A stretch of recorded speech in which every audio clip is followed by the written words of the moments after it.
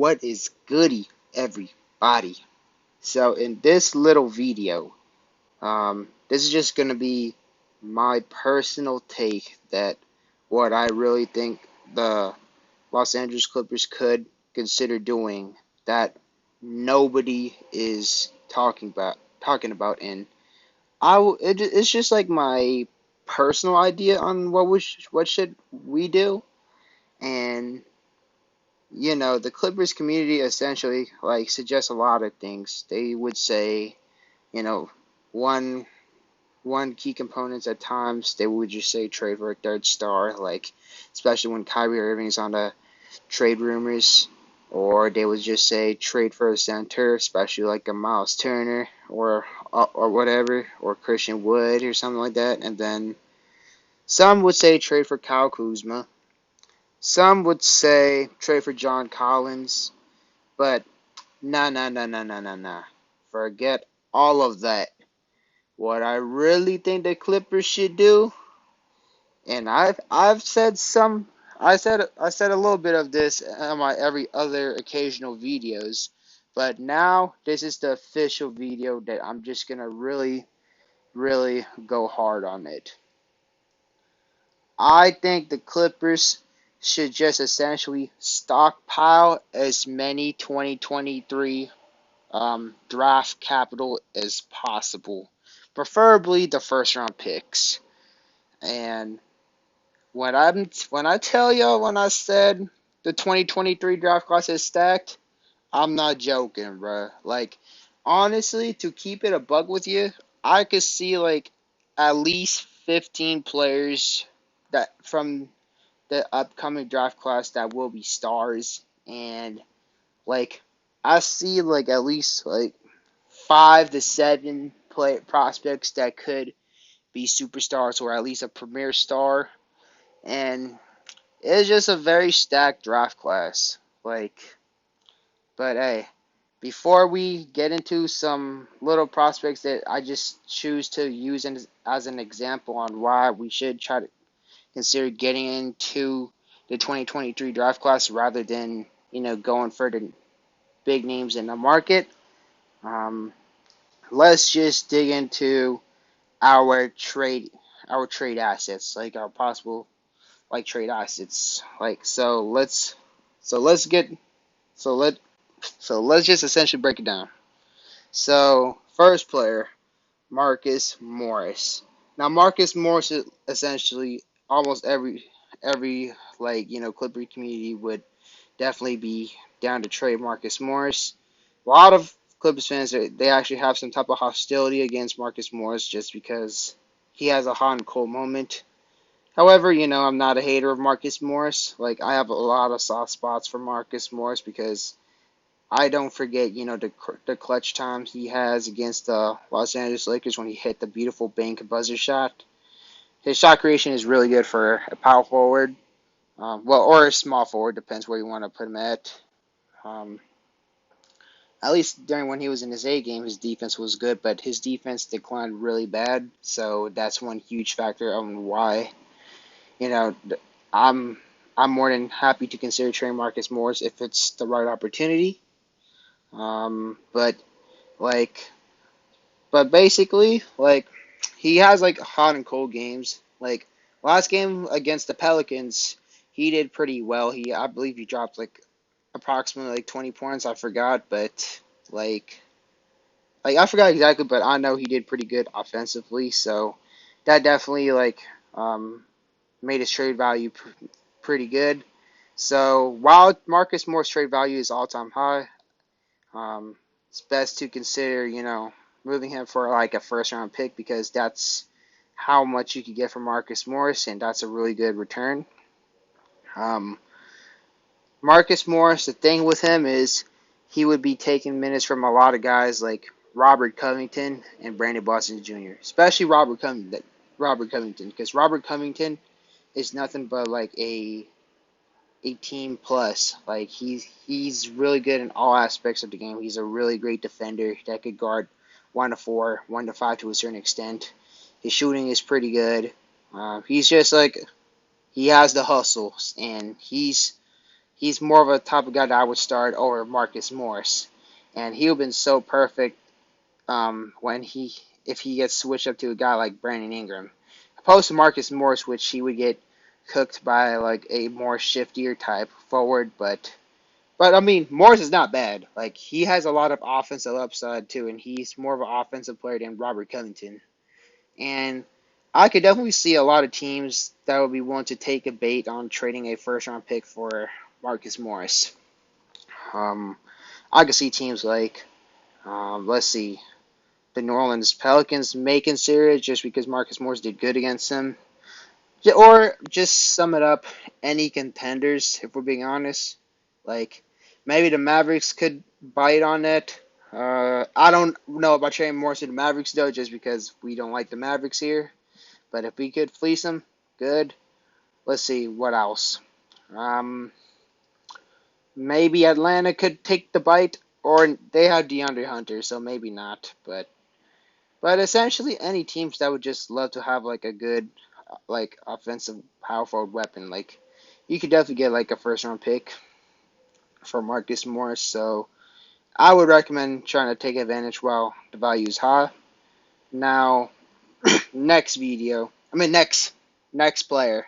It's gonna be like a hot water because some people would consider Luke Kennard as untouchable, and I totally respect that. But in my opinion, like I'm like, like Luke Kennard, like if he stays on a team, it's perfectly fine because he's really versatile in a way.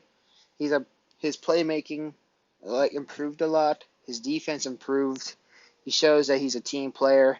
He had a lot of really good clutch moments that we could use Kennard during the playoffs, like especially when we came back down against the Washington Wizards. Um, he's one of the best shooters in the league, which his trade value is really high. So if like trading Luke Kennard's gonna be a little bit like I'm not like by the way like I'm just listing like potential like trade values mainly just because to clear up the shooting guard and the small forward log jam. So as you can notice, they're all forwards and shooting guards because we have way too many of them. So like Luke Kennard, like if we keep him, I guess like should be like I can't complain, but like it's just gonna be harder for guys like Brandon Boston Jr. to get minutes. And if we trade Luke Kennard, like just trade him to the right team, like essentially every single team would definitely give a lot for Luke Kennard. Like, but like the trades I would definitely like do is like maybe hit up like a team that's just desperate to have like a guy to support like the main cast. Like I could see a team like the Orlando Magic's taking the bite on trying to trade for Luke Kennard because they would definitely love to have a certified sniper on their team because they're loaded with point guards, which the next draft class they have a lot of point guards. They're loaded on power forwards as well too. Small forwards, I don't know exactly, but they got Franz Wagner, and I guess next year has some good shooting guards as well too. But like they're more like that combo guard type, so they could definitely use a traditional spot up butter shooting guard, and I could see the Orlando Magic taking the bait by trading their first round pick for Luke Kennard, and who knows, Clippers could get a lottery pick, and we could just get someone who's crazy good. Terrence Mann, like you could get a first round pick from him. I would definitely not recommend trading Terrence Mann because he's like an enforcer on our team, but just because a lot of people list him as a trade option, I just put him there. But just because by the way, just for the info, like just because I put the players like over here, it's just like doesn't mean I'm pushing him to get traded, but like it's just like a potential like a trade option just to clear up some depth. Notice I did not put Brandon Boston Jr. there just because you know we're not we don't want to trade him. But if we do trade Brandon Boston Jr., you're probably not going to get too much value. I guess like the highest you get is like a really late first round pick just because he hasn't got much minutes. But Terrence Mann, he's a household name, really great defender. His offensive upside is kind of like not so high, but he's the type of guy that a lot of a lot of players, a lot of teams would definitely love to have, but I would just not recommend trading Terrence Mann unless if we're somehow gonna get a lottery pick, then I guess go for it. But like essentially, you could get like a late first round pick maybe, or maybe like even a 21st like a first round pick that's like around the 20s. But like I said, I wouldn't really recommend trading Terrence Mann. But anyways, next player, Norman Powell. So Norman Powell, I highly doubt he's really gonna go anywhere. But at the same time, though, like we are really loaded with so many shooting guards that like real talents like Brandon Boston Jr. cannot gain any minutes. But anyways, Norman Powell, he just essentially does not have too many weaknesses in his games. Like he's really dead efficient in shooting, so you definitely could get a first round pick for him. I highly doubt we're gonna trade him, but I'm just listing essentially every shooting guard out there and how much you could get from him. Amir Coffey. Now Coffey, he got some minutes in the beginning and in a midseason, and he showed that he's a really reliable player. He's very versatile. He's a good playmaker. He's a good shooter if needed to be. Free throw shooting's pretty good. Defense pretty solid. Um, but like he, he doesn't really get too much minute towards the later season because Norman Powell's been here. So probably you could get a second round pick, if but I would try to hold on to Mirkar because you could probably get his trade value would probably get higher. He would probably get like a first.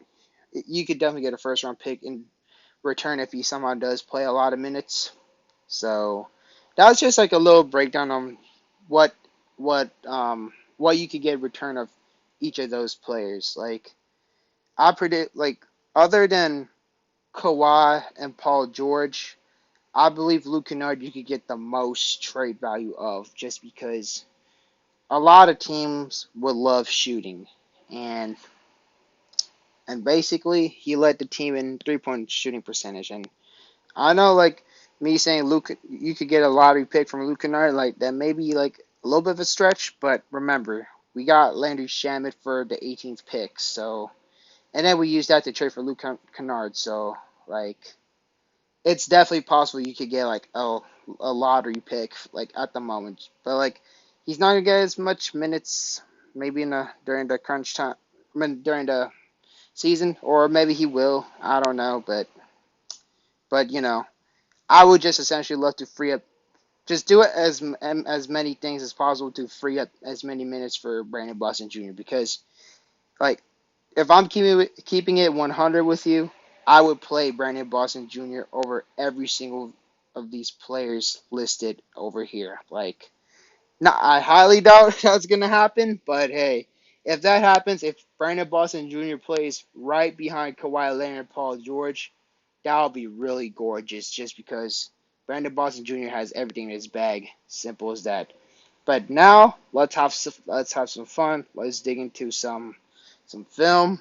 Those are just I use these three prospects as an example to like essentially on why the draft class is pretty stacked. I kind of mess with three of those prospects, so it's kind of me saying, oh, that could be a Clipper target, but it's too early to say because it's just one draft's not gonna be till next year, but it is a pretty stacked class. So let's just dig in.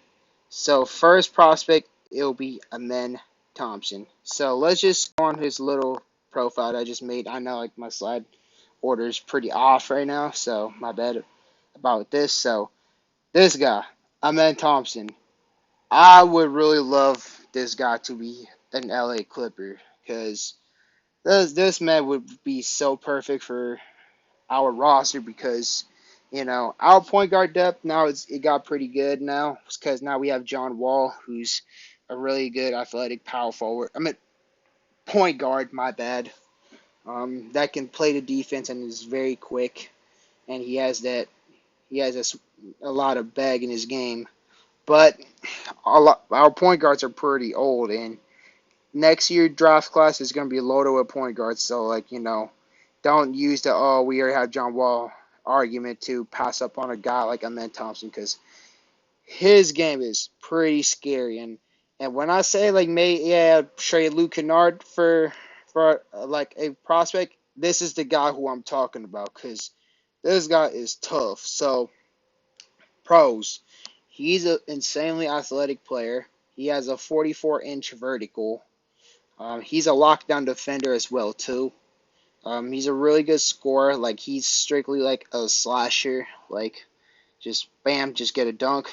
Like he'll be kind of like let's see, trying to think like of a slasher. Like not really Dwayne Wade, but like kind of like a Dwayne Wade at the same time. Just get to the basket and just get a dunk. Um, he's a really good playmaker as well too. His size is ideal. He's 6'7". He's like a 6'7" point guard. His con is well like shooting.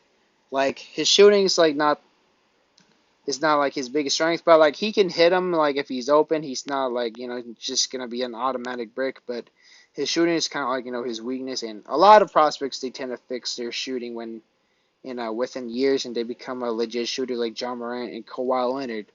Um, Another con is like if you want to be like a little nitpicky, you could say the competition because he plays in a program called Overtime Elite. Is a really new program, and from what I've seen from the highlights, I believe they played against high school competition, I guess. So a lot of people are gonna kind of question like the competition. So there's a chance Amir Thompson can slip to like the teens or who knows if lucky the 20s. But I don't see Amir Thompson slipping that low. But I pray he does though. So heck, we could just get him for free without doing any trades.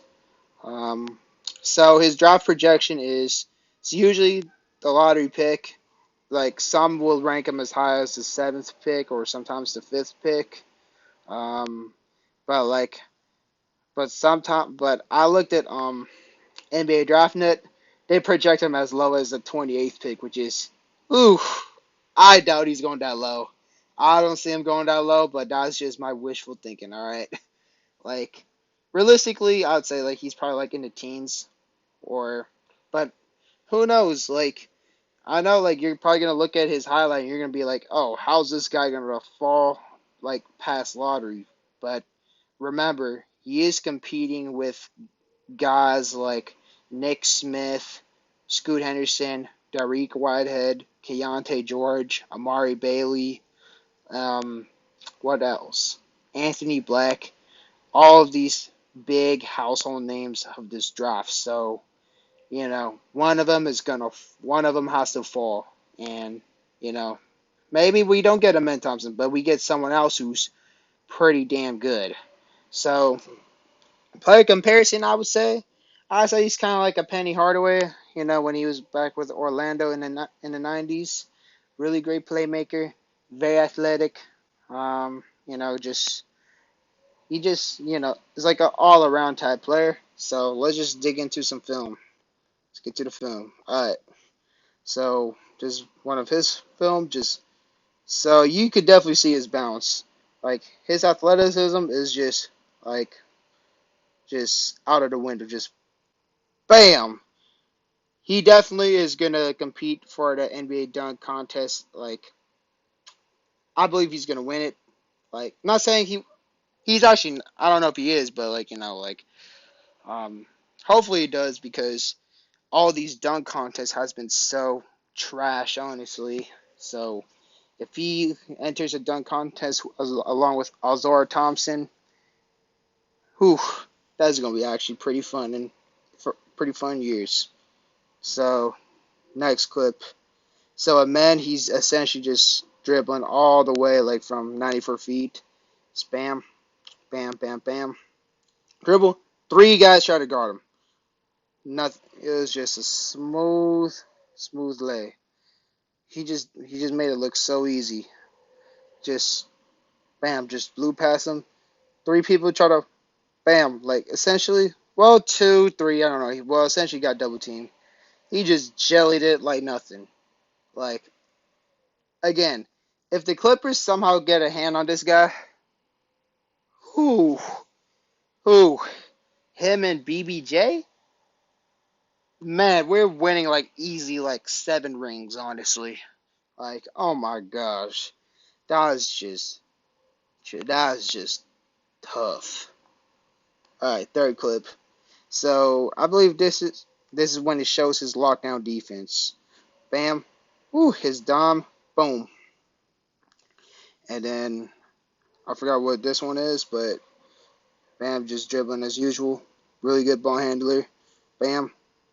Oh my gosh, what well let's just give a moment of silence of what the heck just happened.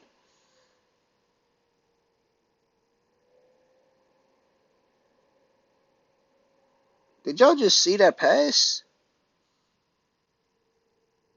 What the heck is this? That is just wild. That is just wild. Have you ever seen a prospect that passes like that? Oh my gosh. That is just wild. That's wild. Like, man, like I said, bro, if we just shed some depth, if we trade Marcus Morris for a first round pick, like draft night comes, we could just essentially use our 2 draft picks and then trade up for this man over here. Or heck, maybe we trade Luke Kennard to a team like Orlando or Sacramento or Indiana, get a first round pick, and heck, you can probably get him and another prospect to pair up with him, and we'd be unstoppable. Unstoppable. Oh my gosh. Alright, let's just let's just see some more clips so I can blush all day. Damn, his handle is so crazy. Oh my gosh, that Dom is deadly. Oh my gosh. Honestly, I have another comparison. He's like a Vince Carter as well too. He's like a Vince Carter mixed with LaMelo Ball. That's just tough. Alright, some more clips, man. Oh my gosh. This is wild. Boom. Oh my gosh. Ooh, 3 guys try to guard this guy. What the heck? That little spin move just mm. It spin. That 360 spin. Ooh, 3 guys try to guard him. Ooh, it's just an easy jelly. Easy jelly. Like, I can also say he's like more like a playmaking version of Kobe Bryant as well too, because they're both incredibly athletic. But Kobe's more of a shooting type scorer, and man is just a dimer type scorer. Like this could be a Jerry West type pick too, because very high upside, very athletic. His big flaw is shooting though, so a lot of teams might take the bait and just take a fundamentally old ass college player over a Mensah Thompson. So there's always that possibility as well too. So I believe last clip, bam, clamps, kaboom, clamps, and with the dunk. All right, so yeah, that's just a little profile. So next player, he's definitely nowhere near as good as a Mensah Thompson. He's more of an unranked player, like because I just recently kind of like found out about this individual, but I really like his game as well too. Um, Judah Mintz. Nobody know who he is unless you're a Syracuse fan or an Oak Hill Academy fan. But I believe like this guy could be a high riser as well too. Like he's like a big time sleeper. Like kind of like how John Morant was, because John Morant, when he was entering the draft, he was unranked. Nobody knew who the heck John Morant was, but all of a sudden he just became the number 2 pick. Do I see this guy become the number 2 pick? I would doubt it, just because how stacked this draft class is. But he could probably work his way to be like a first round pick eventually, like if he does do pretty good. And I believe he's gonna go off some games, and then scouts will put him on notice. So let's just dig into his little profile. So let's get it. So Judeman. So he's a combo guard, more of a shooting guard, but he could play point guard if needed, just because his handles are so tight. Um, so pros is his signature move. He has that he has that little hook floater. He has like that little jelly, and He has a really good jelly, actually. He's a capable shooter. His shooting is a little inconsistent, but he definitely has a jump shot. His ball handling is pretty good. He's a really good defender. He has the hustle, good IQ, and I shouldn't say he could be a good playmaker neither because it's hard for me to find a clip of him being a good playmaker, but that's just according to some scouting report of him. So I should say more of like a good ball handler. I should have said he could be a point guard if needed rather than a good playmaker. But either way, um, he's a good as good solid. He could be a good two-way player. He's a really good on-ball defender. He's pretty pesky. And great thing about him is he could definitely make like really really tough shots. So hey, Clippers could also use that too because like he a really good moment during the clutch moment as well too. So let's get to the cons. So pretty much like since he's more of an unknown type of prospect, it's like a little bit too like early to say. I didn't really put too much, but I'll just add on some more. Um, like I say, his jump shot's a little inconsistent. Um, he's pretty jumpy on defense, so he's more the type of guy that who would fall for the pump fakes like a lot of times. But at the moment, that's just the weakness I could essentially find. So the draft projection is he's under the radar, so no one really knows who he is essentially. Like he's definitely you wouldn't really see him in any mock draft, but he is a class of 2022 and he's eligible for the 2023 draft class. I just put sleeper because I predict Judah Mintz he's probably gonna have some really good games in Syracuse. Probably Syracuse could be like a surprise team, who knows? And Judah Mintz could climb his way to be like a late first round pick, and the Clippers won't have to essentially do anything to get Judah Mintz. Just keep their first round pick, and they just get Judah Mintz, who would also definitely fit with Clipper culture too, because I heard of some of his interviews, and I seen some of his interviews. He has that blue collar, good work ethic type demeanor, so he would be ideal for the Clippers culture. So my player comparison for him would be he's pretty crafty like a Markelle Fultz because Markelle Fultz his key like one thing is key with Markelle Fultz is he likes the floater game, which Judah likes too. Markelle Fultz, at least when he was in Washington, he was a great shooter. Now his shooting declined. But Judah is a good shooter as well too when he's on. He might have some off games, but like Judah Mintz is like also like a more of a mid range type of guy. So if you see his films, he's probably gonna shoot a lot in the mid range. He does have the dog mentality of Marcus Smart, and he's pesky like Marcus Smart too on defense. So like I said, for the previous prospect, let's dig into some film. All right, my bad. So this is just him just taking the ball up on the court. Bam, bam. Ooh, he likes this little turnaround floater. Like, that's his key signature move.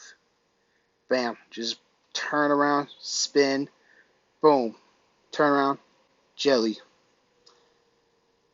Like, all these clips are essentially going to be just turnaround floaters. This one is a really tough floater. He's known to make really tough shots. Just bam, floater. Um, Let's see. This one is against a really good competition. He upset it against Montverde, the best high school team. Um, this is just him versus. He scored on Derek Whitehead, so that's when his shooting comes. Pretty promising. Oh, this one's going to be a really good one. This was against Derek Whitehead, who's going to be a really good prospect for 2023 as well, too. So, bam. Judah, pump fake. Boom! Derek, where you going, my man? I fuck with you, but where were you going? Damn. Midi. So yeah, that's where he likes to shoot from the midi. Bop. Blop. Alright, so that was just essentially like damn. Oh, this is more Case and Wallace, my bad. But But yeah, since he's kind of like more of a newer prospect, like there's not too many like uh crazy film of him. Like I could have sworn I got his defense too, but like um I guess I just forgot to add it to my to like a film. Like yeah. Huh. But yeah, like I definitely at least showed his offensive upside, but like if you like just go to some more scouting reports, he's he could also be like a pretty good defender as well too. Um, it's just I just managed to forget to like find his defensive highlights. So let's get to the third prospect, um, Kaysen Wallace. So he's a really well-rounded. Wait, what the heck? Oh, I think I found his defense now. Bam.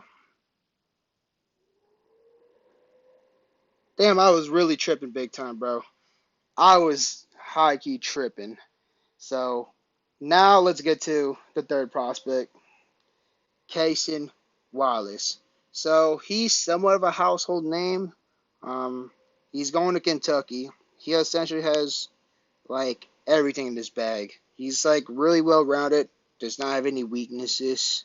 Um, he's he just doesn't really have too much weaknesses. But like if you really want to be nitpicky for his con is his upside is not as scary as others, but I wouldn't really say that's a con because his floor is pretty high. Like he definitely could be like just a really great two-way type of guard that could just be a lockdown defender and also could just produce on the offensive end. So that's like that's just like his con, but that's not really a con.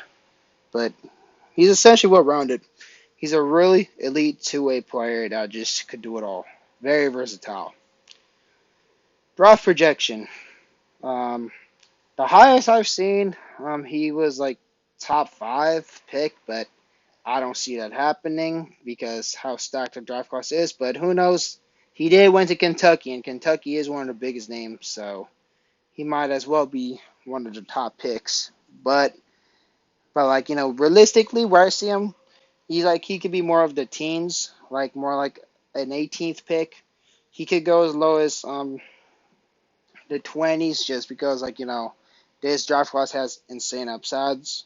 So like that's just a big time possibility. Player comparison is he's a very shifty Drew Holiday, or I could also try to say he's like a guard version of Kawhi Leonard just because how good on how good is he on the two-way. So let's just dig into some clips. So this is just him just throwing up a lob. Bam! Just a simple lob. This is him just getting to transition, and so he clearly shows his flashes of athleticism too. Like he's not as explosive compared to Scoot Henderson or Amen or Asar Thompson, but his athleticism is there. And then third clip, more for his high school games, just bam, bam, bam, blickak, splickak. Oh shit, my bad. Alright, fourth clip, boom, has the handle. Ooh, ooh, that little pull-up shot, man. Like, this is a true definition of all-around players, man. Like, he has a shot. His playmaking is nothing too crazy, but, it could be pretty solid when needed, especially when you throw up a lob. Um, next clip, let's see. Ooh, now now you're gonna see his defense. Now you're gonna see his defense. Oh yes, hustle, bam. And also, this is just another of him, showing his offensive flash. Just smooth. Just pretty smooth. Alright, and then this is just like he seems to be the type of guy who has a really long arm too, so it's just him trying to get a corner shot. And then just BAM! Get that out of here. Get that out of here. Oh my gosh. Damn. So him and Judah Mintz, that could be like a realistic prospect that the Clippers could get without doing too much. And if either of them becomes a Clipper, that would also be pretty cool too. But let's just try to target Amir Thompson because he's just a monster. But this guy's a dog as well too. Like shout out to Clip Ganger Don't Bang as well too. Just a random shout because he did put me on to Chandler Wallace. Um, so yeah. This is just his defense. Like, whoa. He just, like, his athleticism is pretty good, too. Like, he had moments when he just would get blocks. He would just, when someone tried to go inside, he would just block the heck out of him. Spam. Oh. Ooh. Crafty as well, too. Like I said, he's an all-around type player. Now, this should be, like, essentially, like, end of me just talking about these three prospects, but like, essentially, if you think these prospects are just essentially going to go, like, top 10 pick or something like that, like, I mean, unless if you're talking about a men, which is, that could essentially be true. It could essentially be true for all of them, but just remember, they are competing against players like Victor Wembanyama, who's a 7'5" phenom who could shoot the ball like crazy, and he dribbles just like a guard. Scoot Henderson, one of my favorite prospect of this draft class. He's like a torpedo driving inside the basket and just getting a crazy dunk. Derek Whitehead, who's a walking bucket and an athletic freak.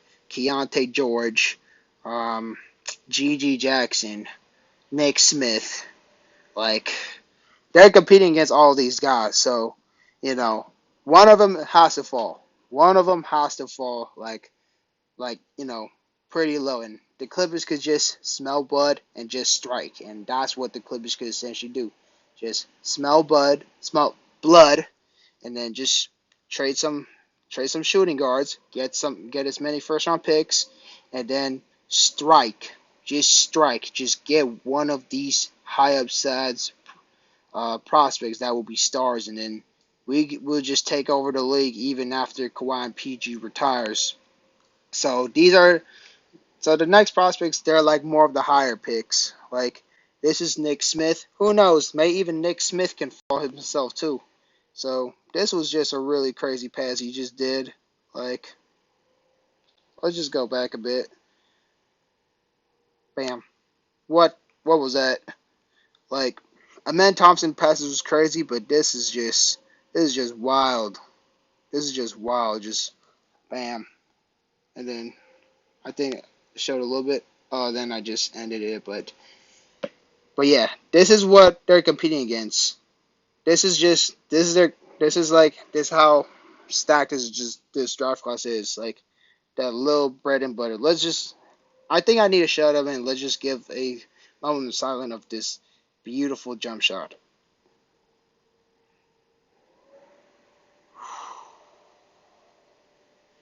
Essentially, like, if this guy like has like even like a little bit of space, it's like a layup, but except it's from the 3-point line. Like, Nick Smith, he's going to Arkansas, and if he falls to the Clippers, which I doubt, just because his shot is too nice, and he's a really good playmaker as well too. So I highly doubt he's falling outside the top 10. But if he does somehow fall like that low and the Clippers snag him, I'm just gonna I'll just throw a party. I'll just throw a party. All right, so this is the second one. Jarris Walker, just bam, he just threw a monster jam. Now, if you just showed me like some of Jarris Walker clips, I would think this dude could be the number one pick. But since this is a stacked draft class, he's projected to be like the 12-ish pick, like the late lottery pick. Like, if he just went to any draft class like 2020, 2018, well, not 2018, well, maybe 2018, he would definitely be like a top 5 pick for sure. Oh, like, I know, like, you guys may not be too impressed by just this one crazy dunk, but this is the same guy who just did one crazy dunk too. He's a big boy too, alright? He's like 6'7", 6'8", rock solid frame. Just bam. That turnaround fadeaway. That turnaround fadeaway. Like, this is all these prospects in the draft. So that's how crazy this draft class is. But I think just enough of me just blushing about these prospects right now. But this is essentially why I always push the agenda to trade for as many first round picks possible, especially in the 2023. 2023 is the moment when the Clippers, like, what I recommend the Clippers to smell blood and just strike. Just strike. But anyways, enough me blushing, like I said. Just let me know what you think about these videos. What do you think about these prospects? Leave a comment down below. Should we trade for stars or should we trade for prospects? I'm big on going for these prospects, man. Like, who knows? You could get even this. Maybe these prospects could even be better than the stars in the market. But hey, just leave a comment down below, and I'll definitely get with y'all in the comment sections. And as y'all know, have a great day or a great night, and peace.